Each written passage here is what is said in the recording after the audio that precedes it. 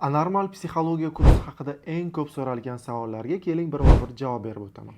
Anormal psixologiya kursi psixologiyada normal hamda patologiya, psixologik sog'lomlik hamda psixologik buzilishlar deyishimiz mumkin, to'liq ajrata olish, aniq tashxis kriteriya, mezonlarni o'rganish, mijozlar bilan ishlash vaqtida psixologik buzilish holatlarini buzilishlarga to'g'ri yo'nalish bera olish kabi ko'nikmalarni shakllantirish uchun mo'ljallangan klinik psixologiyani o'rganish uchun asosiy bazaviy kurs hisoblanadi.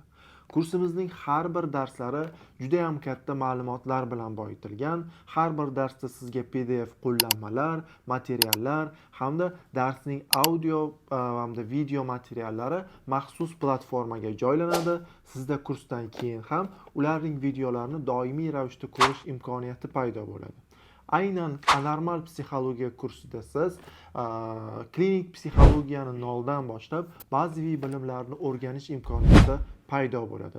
Ushbu kursimizda klinik psixologlar, psixoterapevtlar, universitetlarning psixologiya yo'nalishi talabalari, tibbiyot xodimi vakillari hamda psixiatrlar qatnashish imkoniyati mavjud. Kursimiz kichik guruhlarda olib boriladi hamda ushbu kursimizda hozirda qabullar davom etmoqda. O'zingizni joyingizni band qilishda shoshiling. Anormal psixologiya kursida ko'rishguncha.